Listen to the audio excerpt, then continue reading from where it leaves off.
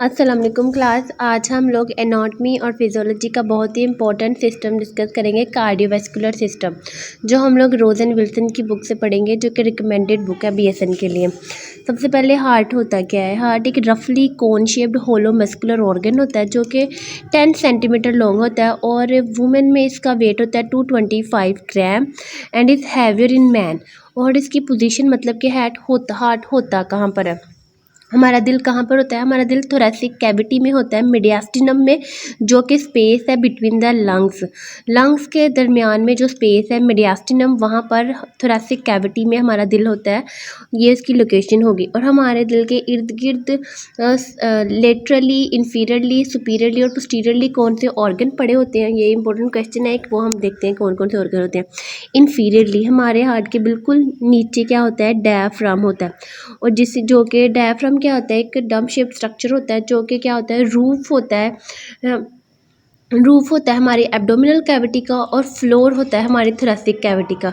Diaphragm abdominal cavity को thoracic cavity से separate करता है। तो हमारे हमारे दिल के बिल्कुल नीचे इंफीरियरली क्या है, डायफ्राम है। और हमारे दिल के बिल्कुल ऊपर क्या है, ब्लड वेसल्स है, ग्रेट ब्लड वेसल, जो कि जैसे कि एओर्टा है, सुपीरियर वेना क्या है, पल्मोनरी आर्टरी होती है और पल्मोनरी वेन्स होती हैं। और हमारे हार्ट दिल के पीछे पोस्टीरियरली एसोफेगस होती है, ट्रैकिया है, लेफ्ट और राइट ब्रोंकस होती हैं, डिस्केंडिंग एओर्टा होता है, inferior vena cava and thoracic vertebra होती हैं। ठीक है। और लिटरली साइड्स पे लंग्स होते हैं, क्योंकि हमने पहले ही लोकेशन को डिस्कस किया है कि हमारा दिल कहाँ पर है, थोरैसिक कैविटी में हमारा दिल है, मीडियास्टिनम स्पेस में, जो कि लंग्स के दरमियान में है। तो यहाँ से सिंपल इस बात से पता चलता है कि हमारे दिल के लेफ़्ट और राइट साइड पे लिटरली क्या होंगे, लेटरली लंग्स होंगे। और इंटीरियरली बिल्कुल सामने स्टर्नम होती है, जिसे हम लोग चेस्ट बोन कहते हैं। स्टर्नम होती हैं, रिब्स पसलियाँ होती हैं और इंटरकोस्टल मसल्स होते हैं जो रिब्स के दरमियान में आते हैं, इंटरकोस्टल मसल्स होते हैं। इसके बाद हमारे पास है हार्ट का स्ट्रक्चर, हम लोग डिस्कस करेंगे, जिसमें हम लोग पेरिकार्डियम, हार्ट की 3 लेयर्स होती हैं, पेरिकार्डियम, मायोकार्डियम और एंडोकार्डियम, इनको पढ़ेंगे। मायोकार्डियम को पढ़ेंगे और एंडोकार्डियम। यहाँ पर बहुत ही लेंथी लिखा हुआ है, मैं आपको सिंपल करके समझाऊंगी और याद भी आपने उतना ही करना होता है। सबसे पहले आपको ये बात याद रखनी है कि heart is made up of 3 layers of tissue. हमारा दिल 3 लेयर से मिलकर बनता है, जो कि पेरिकार्डियम आउटर मोस्ट लेयर होती है, और मायोकार्डियम मिडल लेयर होती है, और एंडोकार्डियम इनर मोस्ट लेयर होती है। ठीक है। आगे हमारे पास है जो पेरिकार्डियम होती है। अब ध्यान से, पेरिकार्डियम होती है ना, आउटर कवरिंग होती है हमारे हार्ट की। इसकी दिल की आउटर कवरिंग को हम लोग पेरिकार्डियम कहते हैं। ये आगे से 2 लेयर से मिलके बनी होती है, पैरिटल पेरिकार्डियम और visceral pericardium, outer parietal pericardium और इनर विजरल पेरिकार्डियम। और the space between the 2 layer is called pericardial cavity और pericardial space and it contain a thin film of fluid होता है। आपने यहाँ से जो याद चीज़ रखनी है वो आपने इतना याद रखना है बस कि हमारा दिल 3 लेयर से मिलके बना है, पेरिकार्डियम से, मायोकार्डियम से और एंडोकार्डियम से। आउटर मोस्ट लेयर जो होती है वो पेरिकार्डियम होती है, मिडल लेयर जो होती है वो मायोकार्डियम, और इनर मोस्ट जो लेयर होती है वो है एंडोकार्डियम। जो आउटर मोस्ट लेयर है, आउटर कवरिंग है हमारे दिल की, और ये आगे से 2 लेयर से मिलके बनी होती है, जिसकी बाहर वाली आउटर पैरिटल पेरिकार्डियम कहते हैं, और जो अंदर वाली होती है जो कि बिल्कुल उसके साथ कनेक्ट होती है दिल के साथ, उसे इनर विजरल पेरिकार्डियम कहते हैं। ठीक है। और आगे हमारे पास सेकंड हमारे पास आ गई है मायोकार्डियम। मायोकार्डियम के बारे में सबसे पहले आपने मायोकार्डियम बनती कैसे, ये किन सेल से मिलकर बनी होती है ये पढ़ेंगे, और फिर इसके 3 इंपॉर्टेंट फंक्शंस हैं वो हमें पता होने चाहिए। मायोकार्डियम मिडल वॉल है ऑफ द हार्ट की, और ये किससे मिलकर बनी होती है, कार्डियक मसल फाइबर से, कार्डियक मायोसाइट्स भी जिनको हम लोग कहते हैं। अब याद रखना, मायोकार्डियम क्या है, मिडल लेयर ऑफ हार्ट है। पहला पॉइंट ये हो गया, हमारे दिल की मिडल लेयर है। दूसरा पॉइंट ये हो गया कि ये मसल फाइबर से मिलके बनी होती है। ठीक है। मायोकार्डियम किससे बन गई होती है, bulk of the heart, and ये रिस्पॉन्सिबल किसके लिए होती है, pumping action of the heart. 3 बातें मैंने अभी तक आपको बताई मायोकार्डियम के बारे में, कि मायोकार्डियम स्केलेट, यहाँ पे भी लिखा है कि लाइक स्केलेटन मसल से मिलके बनी है। तो मायोकार्डियम क्या है, मिडल लेयर है हमारे हार्ट की, मसल फाइबर से मिलके बनी होती है, और ये रिस्पॉन्सिबल है pumping action of the heart. अब इसके 3 फंक्शन हमें पता होना चाहिए। सबसे पहले muscle fibre form contractile unit of the heart, जिन मसल फाइबर से मिलकर मायोकार्डियम बनती है वो कॉन्ट्रैक्टाइल यूनिट बनाते हैं हमारे दिल का। फिर muscle fibre which form pacemaker बनाते हैं muscle fibre which form conductive system बनाते हैं हम आगे। हमारे पास है एंडोकार्डियम। एंडोकार्डियम क्या होती है? इनर मोस्ट लेयर होती है हार्ट की। Endocardium is the inner most layer of the heart wall. ये थिन स्मूथ मेम्ब्रेन होती है। क्या होती है? Thin smooth membrane. और ये किससे मिलकर बनी होती है? It is formed by a single layer of endothelial cells. ये एंडोथीलियल सेल्स से मिलकर बनी होती है। ठीक है, आपने याद रखनी है। सबसे पहले अब देखिए, अगर आपको आए हार्ट के स्ट्रक्चर के बारे में तो आपने लिखना है कि हमारा जो दिल है 3 लेयर से मिलके बना है, पेरिकार्डियम से, मायोकार्डियम से और एंडोकार्डियम से। आउटर मोस्ट लेयर कौन सी है? पेरिकार्डियम, जो आगे से 2 लेयर से मिलके बनती है, आउटर पेरिटल पेरिकार्डियम और इनर विजरल पेरिकार्डियम। ठीक है, और आगे हमारी जो मिडल लेयर है वो है मायोकार्डियम, जो कि मसल फाइबर से मिलकर बनी होती है और जिसका फंक्शन क्या है? हमारे हार्ट को पंपिंग एक्शन क्या है? इसका फंक्शन है मायोकार्डियम का।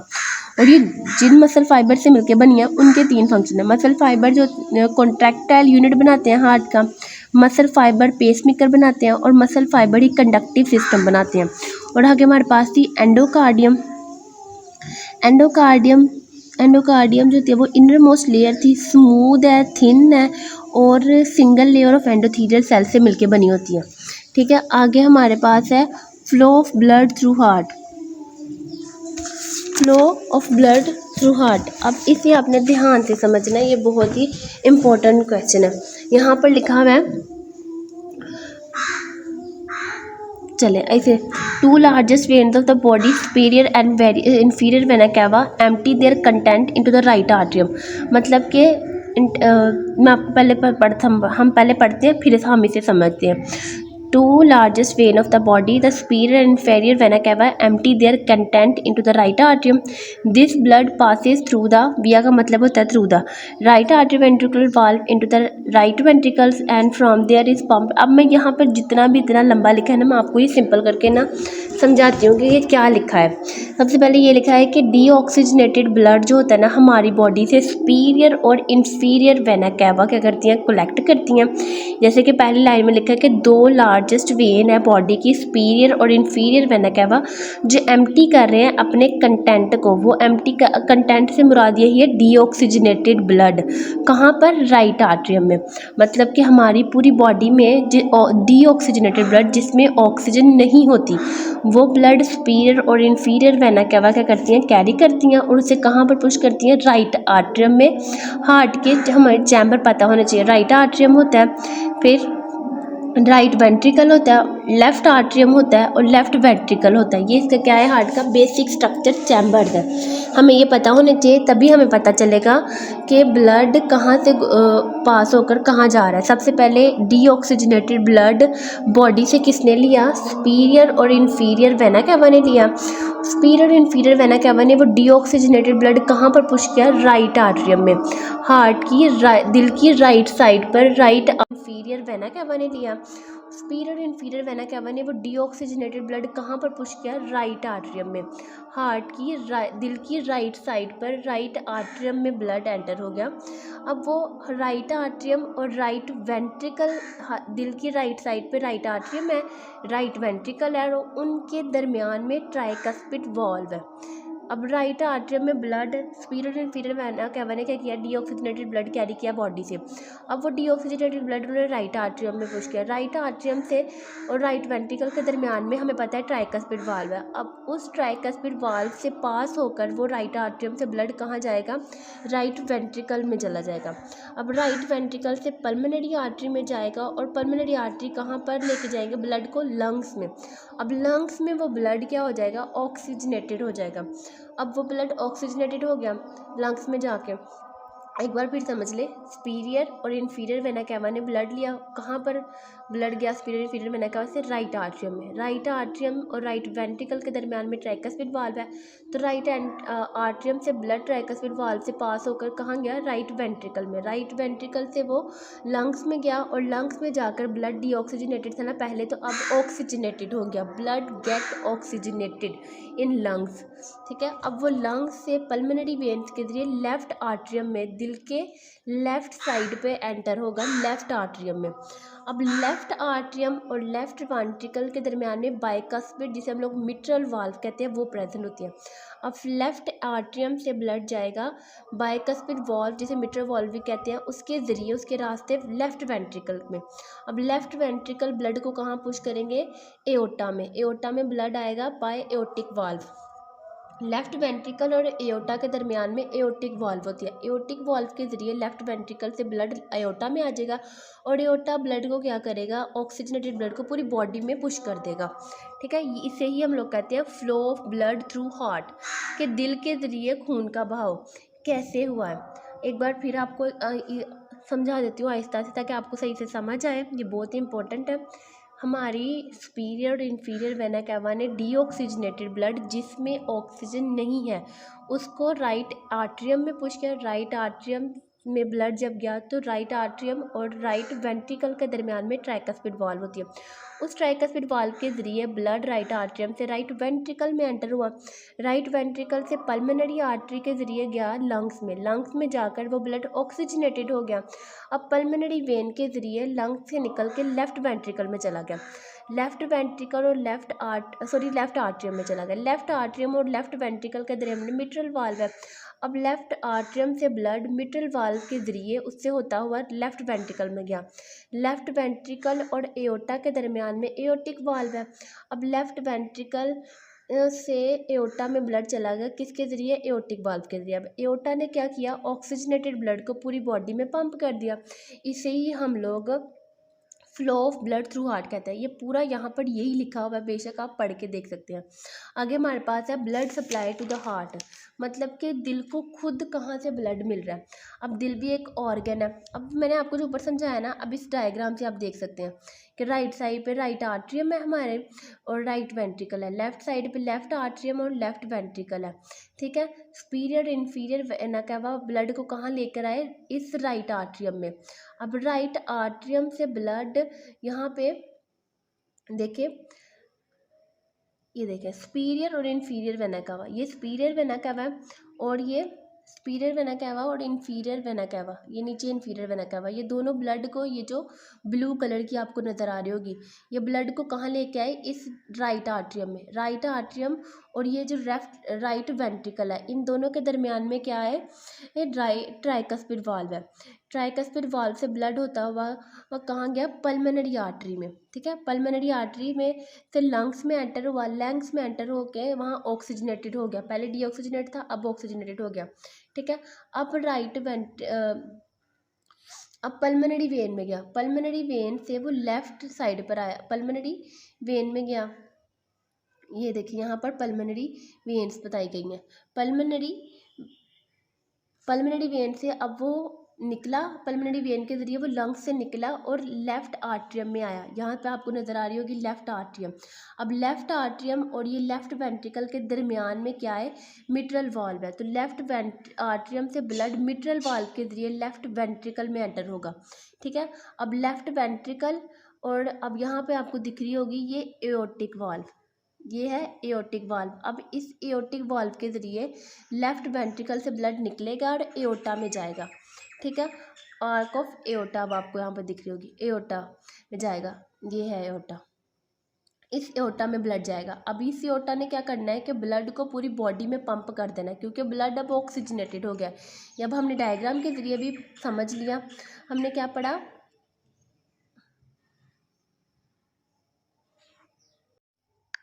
हमने पढ़ लिया, अब हमने डायग्राम के ज़रिए भी पढ़ लिया flow of blood through the heart. अब हम पढ़ेंगे blood supply to the heart, कि हार्ट के ज़रिए हार्ट को खुद कैसे ब्लड मिल रहा है, क्योंकि हमें पता है हर ऑर्गन को न्यूट्रिएंट्स और ऑक्सीजन चाहिए काम करने के लिए। तो अब हार्ट को कैसे मिल रहा है, इसको भी हम समझेंगे। The heart is supplied with artery of blood bye right and left coronary arteries. Heart जो होता है ना, वो दिल जो हमारा होता है, वो ऑक्सीजन रिच ब्लड लेता है राइट कोरोनरी आर्टरी से और लेफ़्ट कोरोनरी आर्टरी से। ये जो लेफ़्ट कोरोनरी आर्टरी होती है ना, ये ना और आगे दो आर्टरीज में डिवाइड होती है, जिसे हम लोग लेफ़्ट इंटीरियर डिस्केंडिंग आर्टरी कहते हैं और सर्कमफ्लेक्स आर्टरी कहते हैं। ये these arteries bring oxygen and nutrients to the heart muscles so it can work properly. देखें, राइट करोनरी आर्टरी और लेफ़्ट करोनरी आर्टरीज दिल को ऑक्सीजन रिच ब्लड देती हैं, जिसकी वजह से उसे न्यूट्रिएंट्स ऑक्सीजन मिलती है दिल के मसल्स को, तो वो काम करते हैं। यहाँ पर आर्टरी सप्लाई में ये लिखा है। उसके बाद हमारे पास है इसकी वेनस ड्रेनेज कैसे होती है। तो after the heart muscle uses the oxygen, the dirty blood is collected by the great cardiac vein. जैसे कि मिडल कार्डियक वेन होती है, यहाँ पर तो सिर्फ कार्डियक वेन लिखा है, लेकिन मैं आपको बताती हूँ कि कार्डियक वेन में मिडल कार्डियक वेन भी होती हैं और स्मॉल कार्डियक वेन्स भी होती हैं। ये जो जब हमारा दिल ऑक्सीजन ब्लड से ऑक्सीजन और न्यूट्रिएंट्स ले लेता है ना, तो वो जो वेस्ट डीऑक्सीजनेटेड ब्लड होता है ना, वो कार्डियक वेन्स कलेक्ट कर लेती हैं। जब वो कार्डियक वेन्स में मिडल कार्डियक वेन तो स्मॉल कार्डियक वेन्स भी आती हैं, वो क्या करते हैं कि ब्लड को, वो जो डीऑक्सीजनेटेड ब्लड है उसको कैरी कर लेती हैं। और ये सारा जो वेन्स होती हैं ना, ये पता कहाँ पर एम्प्टी होती हैं। ये जितनी भी वेन्स हैं हमारी, ये सारी all the veins drain into the large when, जिसे हम लोग कोरोनरी साइनस कहते हैं। यहाँ पर लिखा आपको नज़र आ रहा होगा, कोरोनरी साइनस कहते हैं उसको। ठीक है, मतलब कि ब्लड हम राइट आर्टरी और लेफ़्ट आर्टरी, कोरोनरी आर्टरी से ब्लड मिला उसको हार्ट को, जिसने जब ब्लड ने दिल ने क्या किया, ऑक्सीजन और न्यूट्रिएंट्स को कैरी कर लिया। जब उसे ऑक्सीजन और न्यूट्रिएंट्स मिल गए तो उसने क्या किया कि उस ब्लड को वेनस ड्रेनेज के ज़रिए वो जो कोरोनरी कार्डियक वेन्स हैं, ग्रेट कार्डियक वेन, जिसमें मिडल और स्मॉल कार्डियक वेन्स होते हैं जो यहाँ पर नहीं लिखी, उन्होंने कैरी कर लिया उस वेस्ट डीऑक्सीजनेटेड ब्लड को। और ये सारी वेन्स होती हैं, इन्होंने कहाँ फेंका उस ब्लड को, कहाँ पर ये वेन्स एम्प्टी हुई, कोरोनरी साइनस में। और coronary sinus which empties into the right atrium में। अब समझ में आ गया आपको। अब conducting system of the heart किसे कहते हैं, हम इसे समझेंगे। Conducting system of the heart, जो कंडक्टिंग सिस्टम होता है ना, ये सिस्टम कंट्रोल करता है हार्ट बीट को by sending the electrical signal. Conducting system of the heart एक ऐसा सिस्टम है जो कि हार्ट बीट को कंट्रोल करता है। कैसे कंट्रोल करता है? इलेक्ट्रिकल सिग्नल प्रोड्यूस करके।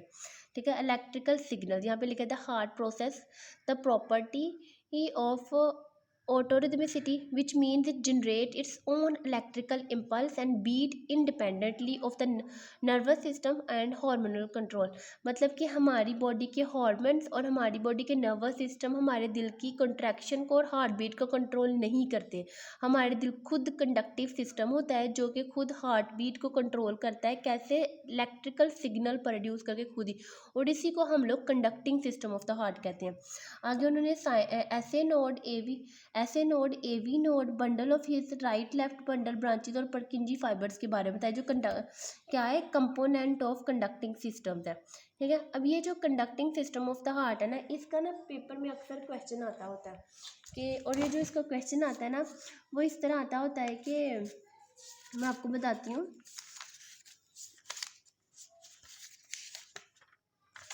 इसका क्वेश्चन आता होता है कि डिफाइन ऑटोरिथमिसिटी। ऑटोरिथमिसिटी किसे कहते हैं, या फिर component of conducting system of heart क्या है, यहाँ पर एक्सप्लेन करें component of conducting system heart. जो 2021 में भी ये क्वेश्चन आया था एनुअल सिस्टम में, एनुअल पेपर में पूछा गया था कि explain the component of conducting system of the heart. मैं आपको इस वजह से पास पेपर के क्वेश्चन बता रही हूँ ताकि आपको पता हो कि क्वेश्चन कैसे पूछे जाते हैं और कौन सा क्वेश्चन इंपॉर्टेंट है। तो ये conducting system of the heart जो है ना, ये इंपॉर्टेंट है। जो, और अगर वो ऑटोरिथमिसिटी की डेफिनेशन पूछ लें डायरेक्ट, तो वो भी इसी के बारे में पूछ रहे हैं। आपने इसमें कंफ्यूज नहीं होना, आपने इस तरह लिखनी है कि the ability of the heart to generate its own electrical impulse and beats independently of nervous system and hormone control is called ऑटोरिथमिसिटी।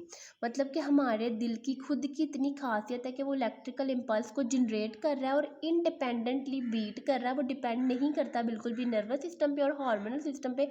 और इसी सिस्टम को हम लोग ऑटोरिथमिसिटी और conducting system of the heart कहते हैं। और अगर वो, आपने कंफ्यूज नहीं होना, अगर वो पूछे conducting system of the heart की कंपोनेंट कौन से हैं, तो उसमें आपने ऐसे नोड बताना है, एवी नोड के बारे में बताना है, AV bundle and His Purkinje fibres के बारे में बताना है। ये क्या है, कंपोनेंट है कंडक्टिव सिस्टम के। नाम पूछे तो आपने नाम बता देने हैं, और अगर डिटेल में थोड़ा सा पूछे तो आपने इनकी डिटेल भी बता देनी है। चले इनकी डिटेल पढ़ते हैं। सबसे पहले हमारे पास है ऐसे नोड्स। ऐसे नोड पता क्या, अब पढ़ते हैं। ऐसे नोड होते हैं ना, ये साइनोएट्रियल नोड होते हैं। साइनोएट्रियल नोड, इसको ना हम लोग नेचुरल पेसमेकर भी कहते हैं। ऐसे नोड को हम लोग ना नेचुरल पेसमेकर भी कहते हैं। और ये कहाँ पर होते हैं? राइट आर्टरियम में होते हैं। आप चाहे तो मैं जो आपको पॉइंट बताऊँ आप लिख भी सकते हैं, क्योंकि यहाँ पर बहुत ज़्यादा लेंथी लिखा होता है, तो मैं इनमें से पॉइंट बनाकर शॉर्ट सेंटेंस में आपको तो समझाती हूँ और बताती हूँ, ताकि आपको इजीली याद हो सके चीज़ और आप उसको लिख भी सको। तो ऐसे नोड जो होते हैं ये नेचुरल पेसमेकर होते हैं, ये राइट आर्टरियम में होते हैं, और ये स्टार्ट करते हैं इलेक्ट्रिकल इम्पल्स को और कॉज करते हैं आर्टरिया टू कॉन्ट्रैक्ट।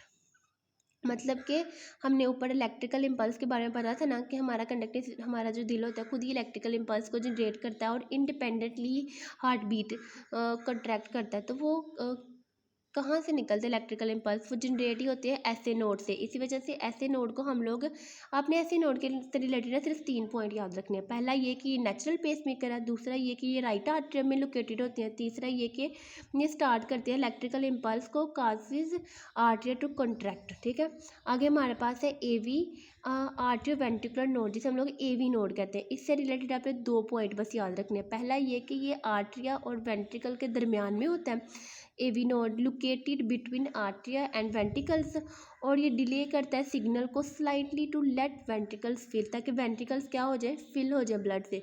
आपने अब कहीं लिख लें, मैं बोलने लगी हूँ, आपने कौन से एवी नोड से रिलेटेड 2 पॉइंट याद रखना है। पहला ये कि located between atria and ventricles, दूसरा ये कि delay signals slightly to let ventricles fill, delay signals slightly to let ventricle fills. आगे हमारे पास है आर्टरी वेंट्रिकुलर एवी बंडल और बंडल ऑफ ह्यूज, जिसे हम लोग कहते हैं। ये एक रास्ता होता है, a pathway that carry signal from AV node to the ventricle. मतलब कि ऊपर हमने एवी नोड पढ़े हैं ना, तो ये जो एवी बंडल और बंडल ऑफ ह्यूज होता है ना, ये एक पाथवे होता है। बस आपने इससे रिलेटेड एक बात याद रखनी है, pathway that carries the signal from AV node to the ventricles. कहीं लिख सकते हैं आप इसकी definition, a pathway that carries signal from AV node to the ventricles. ये एक रास्ता है जो कैरी करता है, that carry signals from AV node to the ventricles. आगे हमारे पास आगे राइट और लेफ्ट बंडल ब्रांचेस के बारे में पढ़ लेते हैं। वो कैरी करते हैं signal down through the septum, septum जो कि मिडल वॉल होती है ना हार्ट की, वहाँ से उससे नीचे की तरफ कैरी करते हैं signal, carry signal down through the septum middle wall of the heart. और परकंजी फाइबर क्या करते हैं? स्प्रेड करते हैं सिग्नल को थ्रू वेंट्रिकल्स और काज करते हैं ventricles to contract. Purkinje fibre spread signal को थ्रू वेंट्रिकल्स और काज करते हैं ventricles to contract. Purkinje fibre spread signals through ventricles cause ventricles to contract. ठीक है, आगे हम लोगों ने ये सब conducting system of the heart पढ़ लिया। आगे हम लोग पढ़ते हैं कार्डियक साइकिल के बारे में। यहाँ पर एक ब्लॉक बना हुआ, ये भी इंपॉर्टेंट है, देख लेते हैं कौन से फैक्टर हैं जो हार्ट रेट को अफेक्ट करते हैं। जेंडर हार्ट रेट को अफेक्ट करता है, ऑटोनॉमिक एक्टिविटी हार्ट रेट को अफेक्ट करती है, एज हार्ट रेट को अफेक्ट करती है। आगे सर्कुलेटिंग हॉर्मोन्स हार्ट रेट को अफेक्ट करते हैं, एक्टिविटी और एक्सरसाइज हार्ट रेट को अफेक्ट करती है, टेम्परेचर हार्ट रेट को अफेक्ट करता है, बैरोरिसेप्टर रिफ्लेक्स हार्ट रेट को अफेक्ट करता है, और इमोशनल स्टेट हार्ट रेट को अफेक्ट करती है। ये भी एक इंपॉर्टेंट क्वेश्चन है, आपने देखना है कौन से आपको पूछा जा सकता है कि which factor affecting the heart rate, तो आपने इनके नाम लिखने हैं कि ये वाले फैक्टर हैं जो हार्ट रेट को अफेक्ट करते हैं। आगे हमारे पास है कार्डियक साइकिल और स्टेजेस ऑफ कार्डियक साइकिल पढ़ेंगे, और इसको थोड़ा साइकिल में ड्रा करेंगे। वैसे तो ये कार्डियक साइकिल वाला क्वेश्चन जो है ना, ये फिजियोलॉजी में आता है। फिजियोलॉजी के लिहाज से कार्डियक साइकिल वाला क्वेश्चन इंपॉर्टेंट है। तो हम लोग अब कार्डियक साइकिल को डिस्कस कर लेते हैं। कार्डियक साइकिल की ना, आपने इतना लंबा जो लिखा आपने इन्हें रट्टा मारने की कोशिश नहीं करनी होती, आपने सब चीज़ों को ध्यान से बस पढ़ना होता है और कॉन्सेप्ट पिक करने की कोशिश करनी होती है।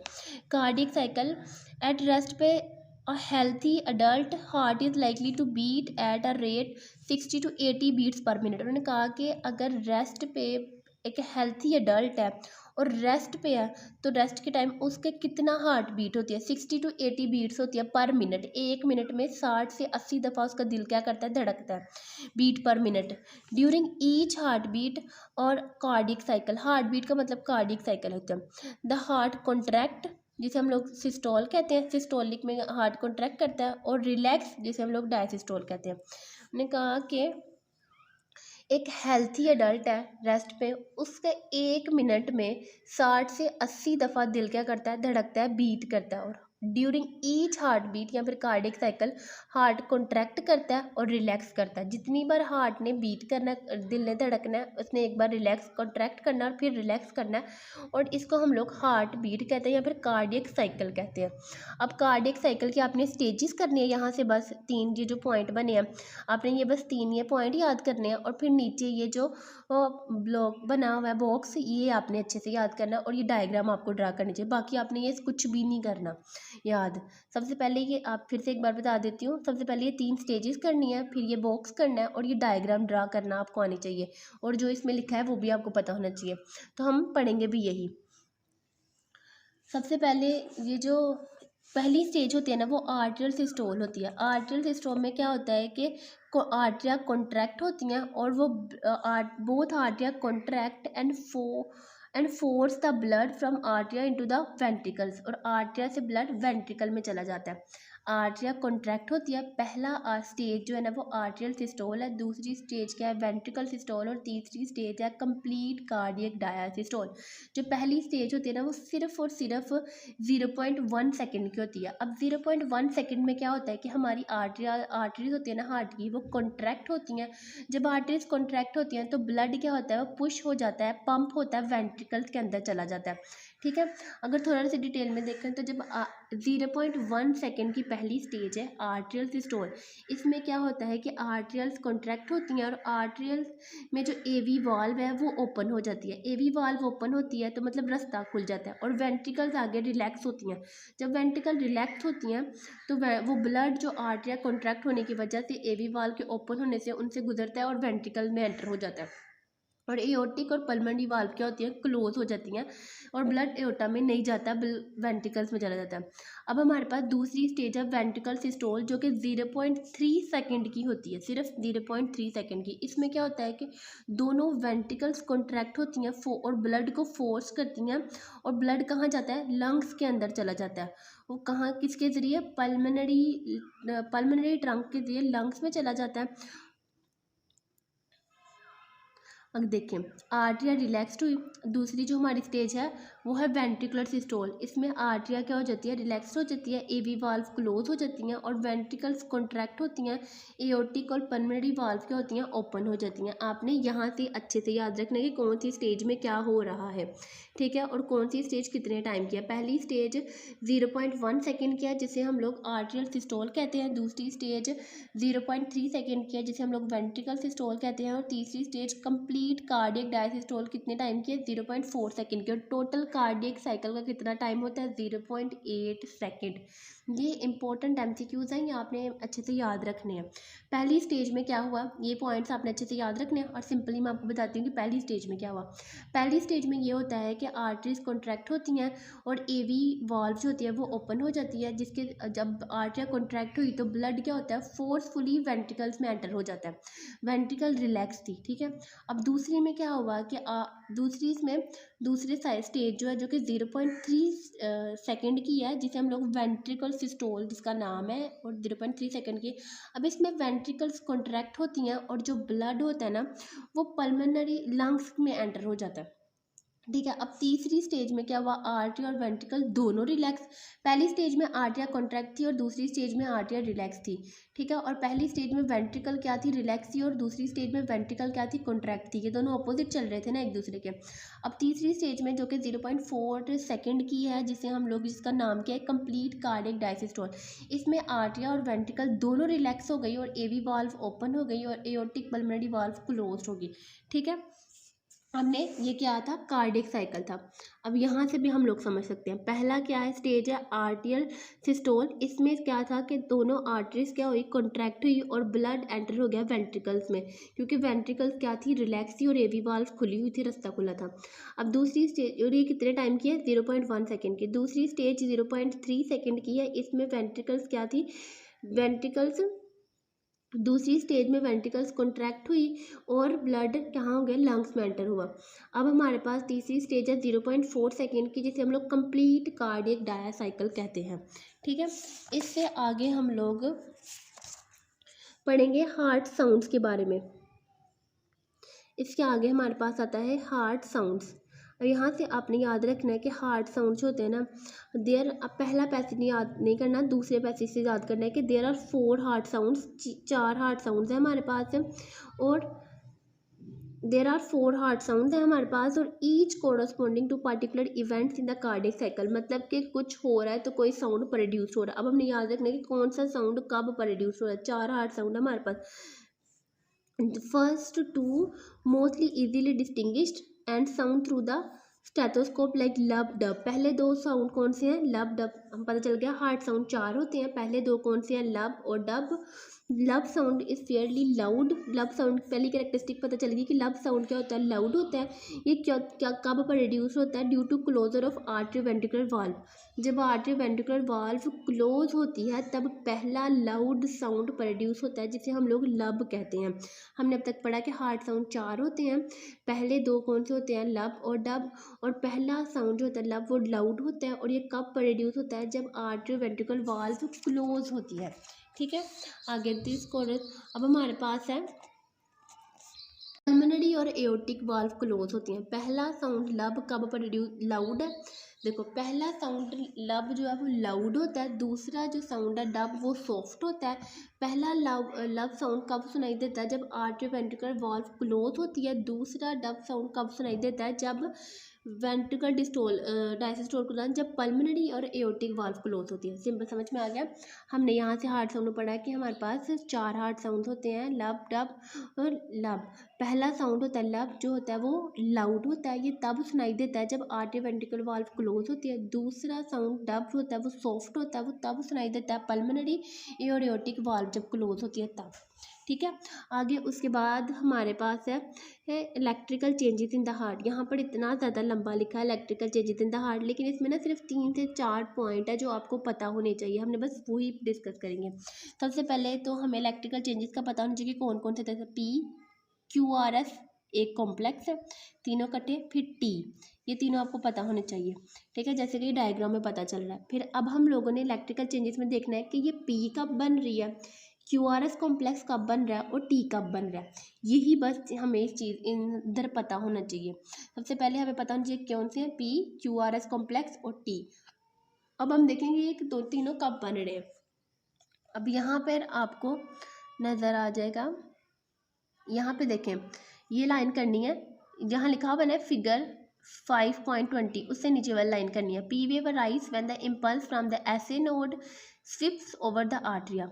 मतलब कि पी वेव कब बनती है? आर्टरियल डीपोलराइजेशन के दौरान।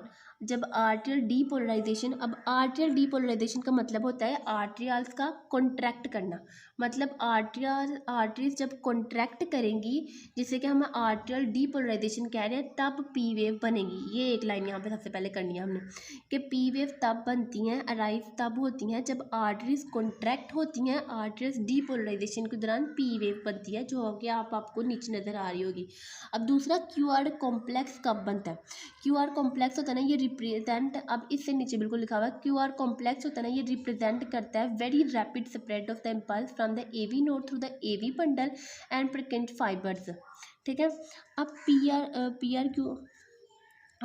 क्यू आर एस कॉम्प्लेक्स कब बनता है? वेंट्रिकुलर डीपोलराइजेशन के दौरान बनता है। अब वेंट्रिकुलर डीपोलराइजेशन किसे कहते हैं? वेंट्रिकल्स का कॉन्ट्रैक्ट होना। सबसे पहले पी वेव तब बनती है जब आर्टरीज कॉन्ट्रैक्ट करती हैं, जिसे हम लोग आर्टरियल डीपोलराइजेशन कहते हैं। दूसरा क्यू आर एस कॉम्प्लेक्स तब बनता है जब वेंट्रिकल्स डीपोलराइजेशन होते हैं, मतलब जब वेंट्रिकल्स कॉन्ट्रैक्ट करती हैं। ठीक है, अब हमारे पास है टी वेव्स। अब टी वेव्स होती है ना, ये तब बनती हैं वेंट्रिकुलर रीपोलराइजेशन के दौरान। ये अब कहाँ पर लिखा है मैं आपको बताती हूँ, ये सेकंड लास्ट पैसेज में लिखा हुआ है, पहली line the T wave represent the relaxation of the ventricle muscle, मतलब वेंट्रिकल रीपोलराइजेशन। इसमें सिर्फ 3 लाइनें आपने करनी है, इतना ज़्यादा लिखा हुआ है, और लेकिन करने वाला सिर्फ थोड़ा सा है, समझने वाला बाकी सब आपने पढ़ लेना है और कॉन्सेप्ट पिक करना है। सबसे पहले हमें बताना चाहिए कौन कौन सी वेव्स हैं। पी है, क्यू आर एस कॉम्प्लेक्स है और टी वेव्स है। और कौन सी वेव कब बन रही है? पी वेव कब बनती है? जब आर्टरीज कॉन्ट्रैक्ट करती हैं, जिसे हम लोग आर्टरियल डीपोलराइजेशन कह रहे हैं। क्यू आर एस कॉम्प्लेक्स कब बनता है? जब वेंट्रिकल्स कॉन्ट्रैक्ट करती हैं, जिसे हम लोग वेंट्रिकल्स डीपोलराइजेशन कहते हैं। ठीक है, और टी वेव्स है आगे, ये कब बनती है? टी वेव तब बनती है जब वेंट्रिकल्स रीपोलराइजेशन होती है, जब मतलब कि जब वेंट्रिकल्स क्या करती हैं, रिलैक्स कर देती हैं तब। ठीक है। नीचे टैकीकार्डिया, नीचे एक छोटी सी दो एमसीक्यू आप कर सकते हैं इधर नीचे, इधर एमसीक्यू इधर 3 के ECG describe above originate from the SA node and is called sinus rhythm. एक एमसीक्यू ये है। The rate of the sinus rhythm is 60 to 100 beats per minute. एक एमसीक्यू ये है। फास्टर हार्ट रेट को टैकीकार्डिया कहते हैं, ये एक एमसीक्यूज है। और स्लोअर हार्ट रेट को ब्रेडिकार्डिया कहते हैं। तो हम लोग उसे तो वो ये एक एमसीक्यूज है। ठीक है, हम आपको ये भी समझ आ गया। अब यहाँ पर इम्पोर्टेंट डेफिनेशन है कुछ, वो हमने करनी है। कार्डियक आउटपुट किसे कहते हैं, वो करना है। स्ट्रोक वॉल्यूम किसे कहते हैं, वो करना है। और आगे ब्लड प्रेशर के कंट्रोल, हमारी बॉडी ब्लड प्रेशर को कैसे कंट्रोल करती है, वो हमने करना है। सबसे पहले कार्डियक आउटपुट की डेफिनेशन को समझने की कोशिश करो। कार्डियक आउटपुट है ना, अमाउंट ऑफ ब्लड है जो कि हमारा हार्ट पंप करता है एवरी मिनट। एवरी मिनट हमारा जो दिल है वो कितनी अमाउंट ऑफ ब्लड पंप कर रहा है, उसे हम लोग कार्डियक आउटपुट कहते हैं सिंपली। और कार्डियक आउटपुट का फॉर्मूला होता है cardiac output equal stroke volume multiply heart rate. Simple definition पता चल गया आपको। अब स्ट्रोक वॉल्यूम किसे कहते हैं, the amount of blood pumped by the heart in 1 beat. जितनी बार दिल धड़कता है, एक बार धड़कने पर by each beat, in every beat जितनी अमाउंट ऑफ ब्लड हमारा हार्ट पंप कर रहा है, उसे स्ट्रोक वॉल्यूम कहेंगे। अब कार्डियक आउटपुट में स्ट्रोक वॉल्यूम में पता है क्या डिफरेंस है, दोनों ही अमाउंट ऑफ ब्लड है और दोनों ही पंप कर रहा है हमारा हार्ट, हमारा दिल। लेकिन एक मिनट में अमाउंट ऑफ ब्लड जो पंप कर रहा है वो कार्डियक आउटपुट है, और एक बीट में, ईच बीट में जितना अमाउंट ऑफ ब्लड पंप कर रहा है वो स्ट्रोक वॉल्यूम है। समझने की बस इतनी सी ज़रूरत है। उसके बाद हमारे पास सेकंड डेफिनेशन आती है आर्टरियल ब्लड प्रेशर की। आर्टरियल ब्लड प्रेशर होता है ब्लड का, जो कि आर्टरीज के इनसाइड होता है। ये हम क्या करता है कि हेल्प करता है पुश करने को blood through the body, simple. उसके बाद ब्लड वॉल्यूम की, the total amount of blood in the persons body, उसको हम लोग ब्लड वॉल्यूम कहते हैं। अडल्ट में कितना हो सकता है, 5 to 6 लीटर हो सकता है, सिंपल। आगे हमारे पास ये ऊपर जो हमने पढ़ा था ना कि कौन कौन सी ये चीज़ें जो हार्ट बीट को एट्सेट्रा पल्स वगैरह को ब्लड प्रेशर को इफेक्ट कर सकती हैं, वही नीचे लिखी हैं। पोजीशन है, एक्सरसाइज है, इमोशनल स्टेट है, जेंडर है, एज है, टेम्परेचर है और बैरो रिफ्लेक्स है। ठीक है, आगे हमारे पास इंपॉर्टेंट है ब्लड प्रेशर का। सबसे पहले सिस्टोलिक और डायसिस्टोलिक ब्लड प्रेशर की डेफिनेशन इंपॉर्टेंट है, यहाँ से ये करेंगे। सिस्टोलिक ब्लड प्रेशर किसे कहते हैं और डायसिस्टोलिक ब्लड प्रेशर किसे कहते हैं, हमें पता होना चाहिए। ठीक है, सिस्टोलिक ब्लड प्रेशर की डेफिनेशन ये है कि the lowest pressure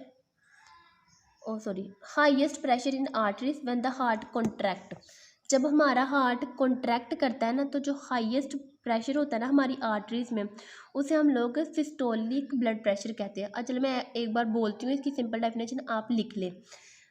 systolic blood pressure की डेफिनेशन है the highest pressure in the arteries when the heart contract, normal around 120 mmHg होता है। ठीक है, यहाँ पर जो लिखिए आप वो भी डेफिनेशन कर सकते हैं सिस्टोलिक ब्लड प्रेशर की। Highest pressure in the arteries when the heart contract, जब हमारा हार्ट कॉन्ट्रैक्ट करता है, जो हाईएस्ट प्रेशर होता है ना हमारे आर्टरीज में, उसे हम लोग सिस्टोलिक ब्लड प्रेशर कहते हैं। और ये नॉर्मल कितना होता है, 120 mmHg।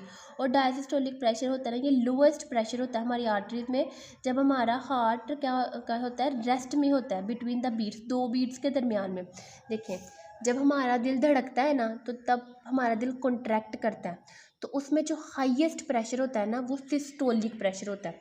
ठीक है, और जब हमारा 2 बीट, एक बार धड़कने से दूसरे बार धड़कने में के दरमियान में जो डिस्टेंस है, जो स्पेस है, उसमें जो हमारा दिल रेस्ट में होता है ना, उसमें जो लोएस्ट प्रेशर होता है हमारी आर्टरीज में, उसे हम लोग डायसिस्टोलिक प्रेशर कहते हैं, सिंपल।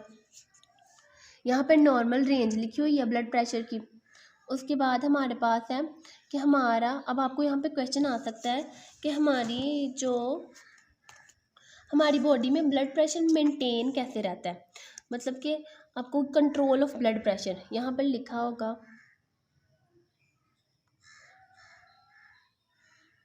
ये इंपॉर्टेंट क्वेश्चन है, control of blood pressure. Control of blood pressure, blood pressure हमारी बॉडी में कंट्रोल, कि हमारी बॉडी में ब्लड प्रेशर सबसे पहले कंट्रोल कौन कर रहा है, शॉर्ट टर्म के लिए बैरोरिसेप्टर और लॉन्ग टर्म के लिए रेनिन एंजियोटेंसिन एल्डोस्टेरोन सिस्टम। उसके बाद आपने ये डायग्राम इंपॉर्टेंट है, ये पढ़नी है कि जब हमारे आर्टरी ब्लड प्रेशर में चेंजेस होते हैं ना, तो हमारे बैरोरिसेप्टर्स चेंजेस को डिटेक्ट कर लेते हैं और ब्लड प्रेशर को डिटेक्ट करने के बाद वो क्या करते हैं कि कीमोरिसेप्टर को और जो हाइपोथैलेमस में हाईएस्ट सेंटर है उसको सिग्नल सेंड कर देते हैं, जिसकी वजह से कीमोरिसेप्टर क्या करते हैं कि डिटेक्ट करते हैं चेंजेस, ब्लड में जो चेंजेस होते हैं उसको डिटेक्ट करते हैं, जैसे कि कार्बन डाइऑक्साइड लेवल को डिटेक्ट कर लेते हैं और कार्डियोवैस्कुलर सेंटर के पास जाते हैं और मिडुलर पोन्स के पास सिग्नल जाता है, फिर ब्लड वेसल्स के पास सिग्नल जाता है। ब्लड वेसल्स क्या करती हैं, कॉन्ट्रैक्ट कर जाती हैं, जिसकी वजह से कॉन्ट्रैक्ट करती है या वैजो डायलेशन करती हैं। अगर तो ये उस पर डिपेंड करता है कि ब्लड प्रेशर लो हुआ है कि हाई हुआ है। अगर ब्लड प्रेशर लो होगा तो ब्लड वेसल्स कॉन्ट्रैक्ट करेंगी सेटल डाउन करने के लिए, और अगर ब्लड प्रेशर हाई होगा तो ब्लड वेसल्स क्या करेंगी, डायलेशन करेंगी सेटल डाउन करने के लिए।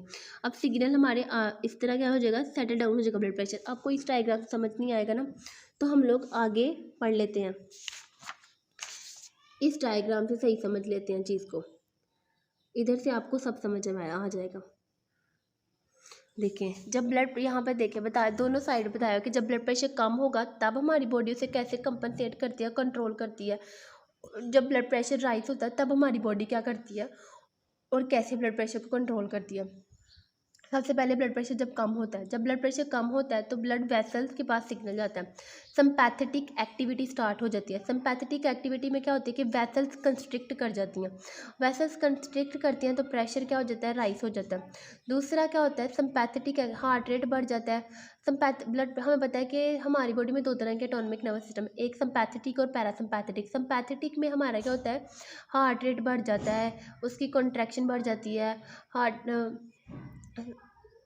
और कार्डियक कॉन्ट्रैक्शन क्या हो जाती है, फोर्सफुल हो जाती है। इस तरह जब हमारा ब्लड प्रेशर कम होगा तो ब्लड वेसल्स क्या होगी, ब्लड वेसल को स्ट्रिक्ट कर जाएंगी, सिंपैथेटिक एक्टिविटी क्या हो जाएगी, ज़्यादा हो जाएगी, जिसकी वजह से हार्ट रेट ज़्यादा हो जाएगा और ब्लड प्रेशर क्या हो जाएगा, ज़्यादा हो जाएगा।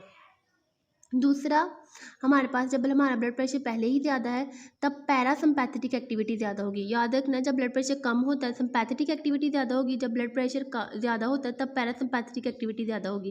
पैरासिम्पैथेटिक एक्टिविटी में क्या किसे कहते हैं, रेस्ट और डाइजेस्ट को। इसमें हार्ट रेट कम हो जाता है, कार्डियक कॉन्ट्रैक्शन भी कम हो जाती है और ब्लड प्रेशर ऑटोमेटिकली क्या हो जाता है, कम हो जाता है, और इसमें वैजो डायलेशन होती है।